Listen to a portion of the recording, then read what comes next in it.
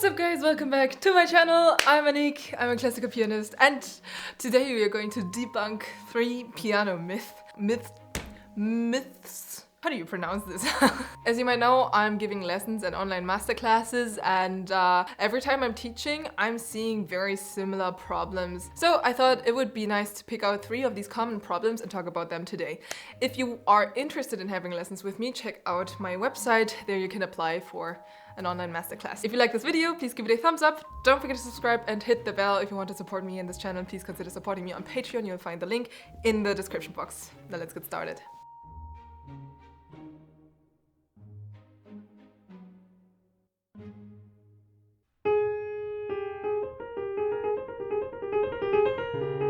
Legato.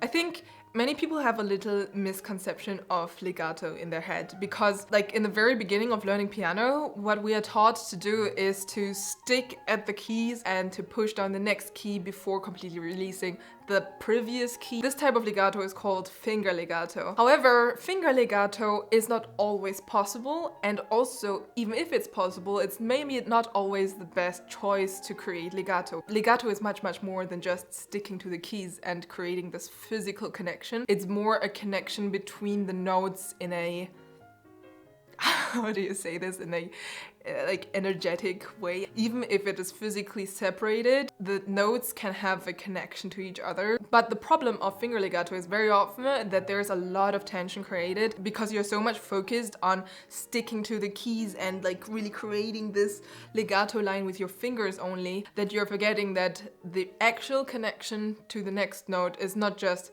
as I said, the physical connection, but also there needs to be a dynamical connection. There needs to be a energetic connection that is created through breathing, that is created through moving your arms. So like the wrist and the elbow are also playing an important role here. And sometimes it's better to focus more on these type of movements to create like a fluent movement in the music that will create a very natural flow and support like this legato sound. And then using the pedal, this is, by the way, does not mean that you can use the pedal now randomly. I'm not going to talk in detail about the pedal today because the pedal is a whole new world on its own. However, you can try to imitate the finger legato sound by using a very quick and very clean pedal instead of, you know, sticking to the keys and creating a lot of tension where there should be relaxation.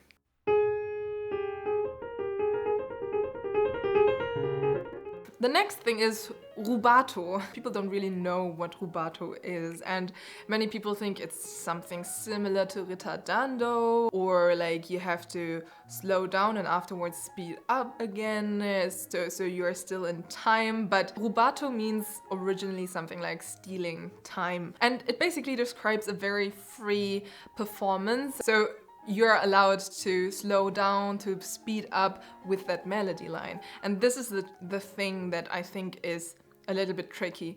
Many people think they can just slow down in general or speed up in general. However, we always have to remember where rubato originally comes from. Like in the music history, there is a bass that should stay stable, and the soloist, the singer, or the violinist, or whatever instrument can sing freely on top of this stable bass. And we as pianists, for us the bass is our left hand, and this should really stay stable in the pulse, and the rhythm should be completely clear, and the right hand can just freely move over it, but the left hand has to stay in tempo, and this is what makes it so difficult to create a very good rubato. The more you understand this concept of staying stable with one hand and being free with the other hand, the more it will sound like Chopin, for example. Because Chopin is someone who used a lot of tempo rubato, and this is really something that just belongs to his music, and playing without rubato would be completely wrong. However, therefore you really need to understand the concept of rubato, because you can't just randomly slow down and speed up all the time. This would destroy the music a little bit.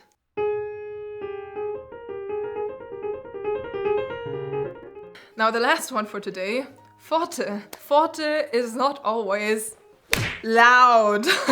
I see so many people, as soon as there is written forte, it's like, oh nice, oh geil, let's go.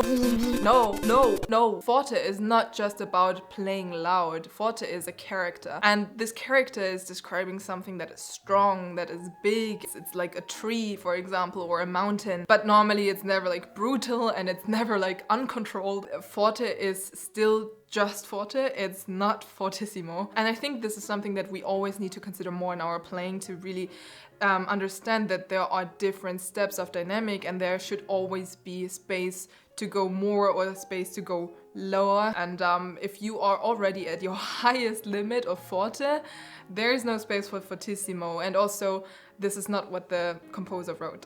And also, a question is, how do we create forte at the piano? I see many people who are trying to force the piano to play louder. However, the piano does not really like it if it's getting forced to do something. And especially playing louder is something that you should really not force the instrument to do, because it's just going to be hysterical and it's screaming and it's not a nice sound that is created. Many times we are like pushing down the key very vertically to create a louder sound. However, to create a big sound, to create a lot of volume in the sound, we need to play with weight. And basically we are creating weight through controlling our wrist. The lower our wrist, the more weight of our arm we are putting into the key. The higher the wrist, the less weight we are putting. Now, if you're playing like this, it's just, you know, brutal. You're basically hitting and beating the instrument.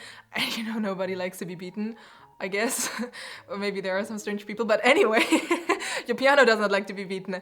So try to include this playing with weight in your piano playing, and you're going to create a much warmer and bigger sound by doing this. Okay, this was the video for today. I hope you enjoyed it. If you like it, please give it a thumbs up. Don't forget to subscribe and hit the bell if you want to support me and this channel. Please consider supporting me on Patreon. You'll find the link in the description box. As I mentioned before, if you want to have a lesson with me, check out my website. There you can apply for an online masterclass. See you in the next videos. Bye. It's better to, you know, focus more. Ouch.